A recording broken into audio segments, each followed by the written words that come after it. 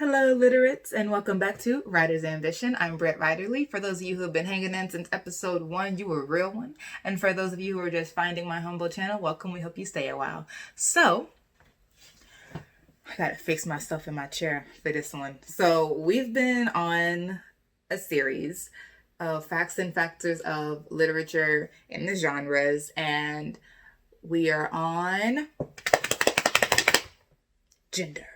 We're on gender, and we're gonna do ladies first, gents next. And I don't really know a lot of, any genre, gender non-binary characters, like even peripheral characters, supporting characters, the mailman. Like I haven't seen it. If you have, drop it down in the comments. I am on the trail on my own time as well, so I hope to do that video later when I've read more, when I've done some thinking about it. I want to come back and do that video.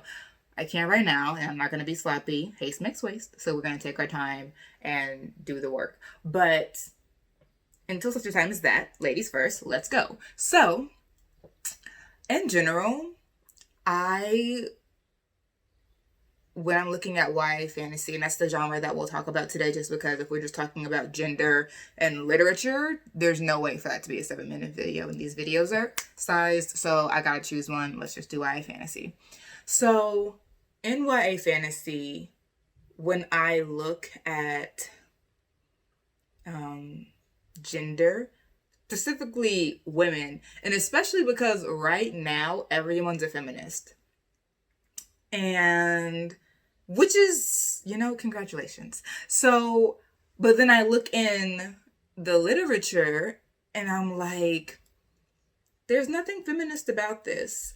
And I'm not saying it has to be, but I'm just saying it's interesting how people claim certain politics that don't really make it anywhere further beyond their lips. But what I really want to focus on is how we're representing young women relating to other young women, and the amount of tension that's usually portrayed in those relationships.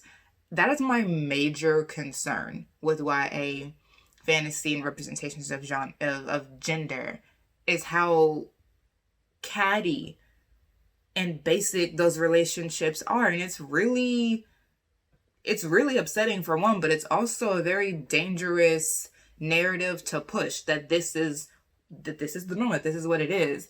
And I'm talking about books from, Night World, L.J. Swallow, Vow Sorcery. Is that Eva Chase? No. Yes, it is. Eva Chase. Fallen University, Callie Rose.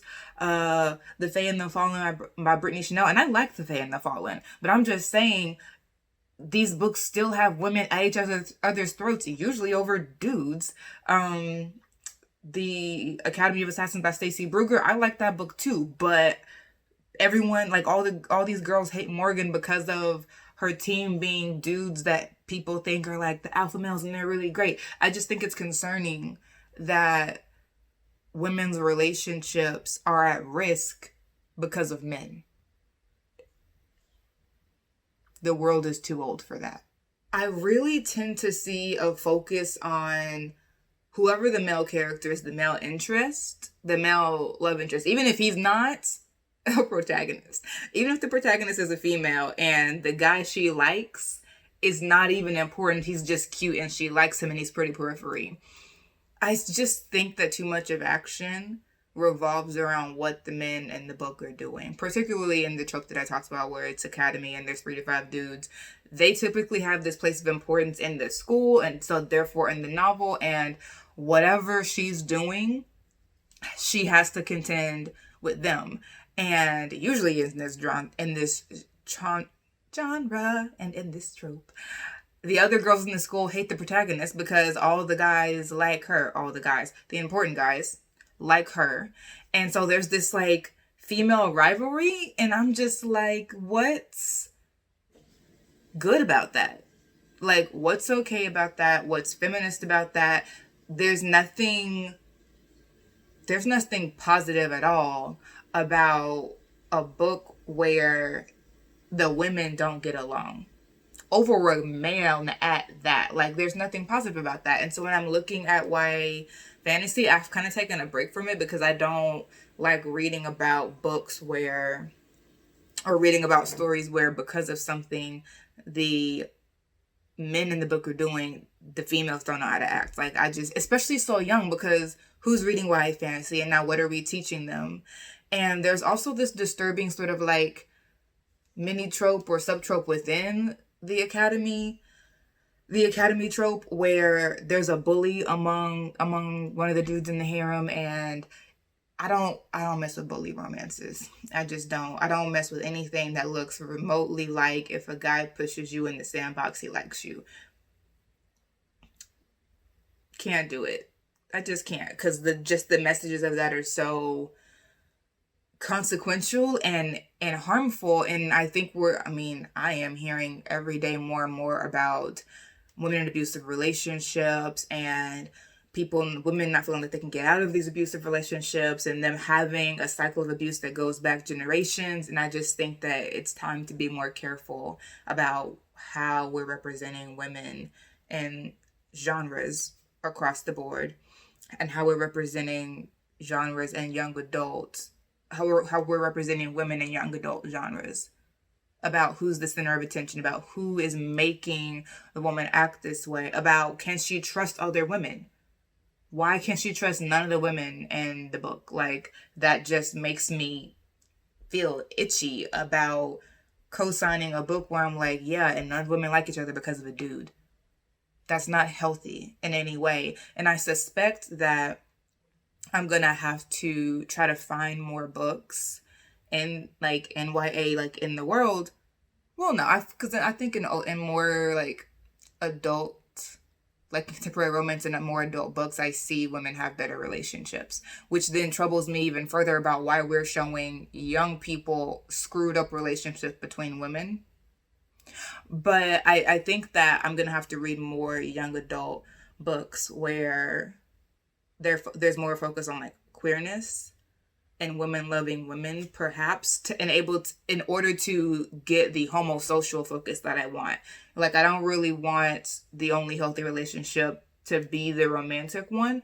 That shouldn't be the case in a book or in life. Like, we need a full-bodied social life that exists outside of whoever you happen to be living at that moment. Like, you need to have friends who you can count on, who are trustworthy, who are supportive. And maybe I just am going to have to look at a book or a series where it's just women in order to find that. So if you know of any good books like that, drop it in the comments. If you know of any books where it's like, hey, yeah, there are dudes, but the women are still, happy and healthy and emotionally mature or maturing, because I don't really care if they're in process. I think that that's fine and realistic to show. But a lot of the times when the books that I'm reading, it doesn't seem as if they're in process. It just seems as if they like don't like other girls and are not about to.